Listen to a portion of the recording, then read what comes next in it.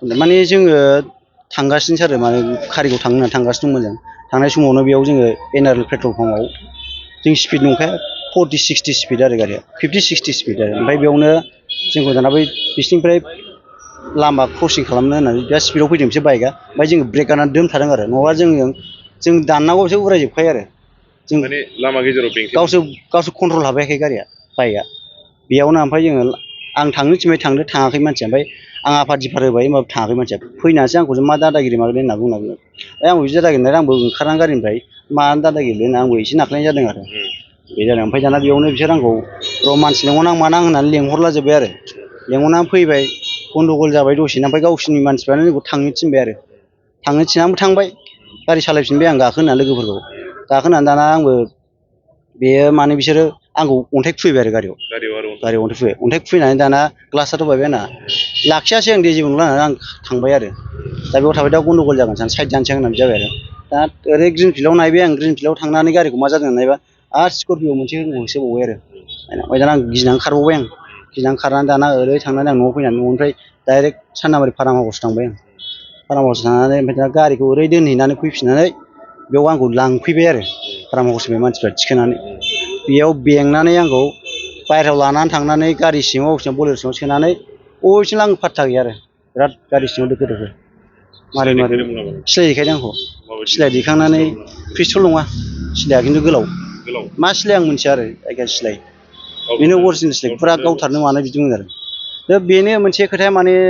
आजिखालि अस्त्रनि बन्दुकनि जुगखौनो दोनथ'खानाय जाबाय जोंनाथ' गासिबो नङा होमबा एक्सट्रिमिस्ट खालामबा बिराद सान्थियाव थानांगौमोन दा सान्थि गैया आरो जोंनि जिउआव बेनो मोनसेमोन खिन्थु जोंनो सान्थि नांगौ न्याय नांगौ जाय मानसिया आंखौ जायखिया नैबे गियान बसुमतारीखौ हमनानै बिनि माबाखौनो टिमखौनो जेलाव सोजोबनांगौ बेल' आरो सोर बेजों दंफायो आं सासेल' सिनायो खिन्थु बेजों टिम दं बिसोर मानसि दं 10-12 जन बे गियान बसुमतारी बे मानसिया राजनितिक सोमोन्दोआ आं खोनानायाव मिथिनायाव प्रकाश सारजों थायो होनना बुंदों EM सार बिटिसिनि EM दानि प्रकाश सार दतमा समस्तिनि आरो बेजों थायो होनो आरो गारि नाम्बारखौथ' आं गोसोआव गैया बिसोरनिखौ आंथ' थालां गैया गारि सिङावसो लानानै सोनाय नालाय मानसिखौ आं थालां गैया आं गारि सिङाव लामाखौनो देखायाखै मोखां खाथेदों आंखौ सिलाइ देखायना औ आरो बायहेरायाव फैनानै थिगसे लाबोफिननानै बायहेरायाव बुफिननानै आंखौ बेयाव आंनि दरखं मोखां बे फार्म हाउसनि हाबग्रा लामायावनो आंखौ गारनानै थांबाय आरो बेयाव बुनानै गारनानै थांबाय गावसोर थिग 2टानिफ्राय 4टासिम बुदों आंखौ 2 घन्टा फुरा लावथिजों बुलाय आखाइजों बुलाय